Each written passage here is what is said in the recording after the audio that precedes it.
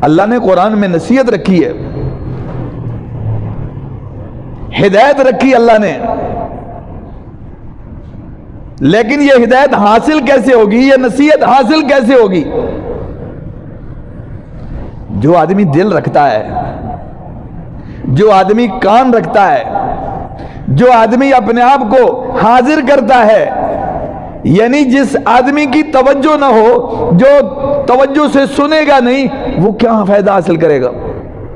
اللہ کا کلام برحق ہے، مگر اگر اس کے کان اسے وصول کرنے کے لیے، سننے کے لیے تیار نہیں، اسے کیا فائدہ ملے گا؟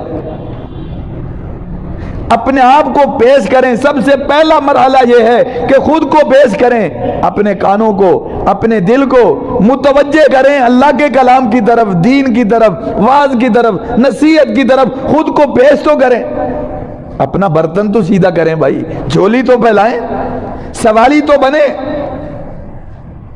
پھر دیکھیں قرآن کے موتی جھولی میں پڑتے ہیں کہ نہیں پڑتے، پھر دیکھیں اس سے نصیحت حاصل ہوتی ہے کہ نہیں ہوتی، پھر دیکھیں اس سے ہدایت ملتی ہے کہ نہیں ملتی۔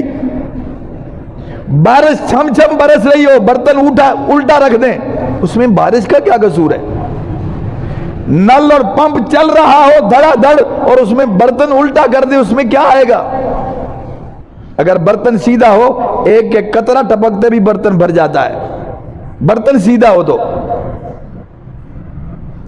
ایک ایک آیت سن کے بھی لوگوں نے ہدایت حاصل کی، کلمے پڑھ لیے، ایمان لے آئے، ایک آیت نے زندگی کی کایا پلٹ دی۔ جنات آئے، انہوں نے کتنا سنا نبی علیہ السلام سے جو آپ نماز پڑھا رہے تھے، تھوڑا سا حصہ سنا، ایمان لے آئے۔ کتنے صحابہ ایسے کہ ایک آیت سنی، کلمہ پڑھ لیا۔ کتنے بعد والے لوگ دین کی ایک بات سنی، کلمہ پڑھ لیا، جس سے سمجھ میں کیا آیا کہ اگر آدمی متوجہ ہو، سننے کے لیے اس کے کان حاضر ہوں، ہمدن گوش ہو، تو یقیناً اس کو ہدایت ملے گی۔ تو سب سے پہلا کام کیا ہے کہ سننا، توجہ سے سماعت کرنا۔ دیکھیں قرآن پاک کو دیکھیں نا تو اللہ کافروں کا حال بیان کر رہے ہیں، لا تسمعوا لهذا القرآن والغوا فيه لعلكم تغلبون۔ وہ لوگوں سے کہتے پھر رہے ہیں اس قرآن کو نہ سنو،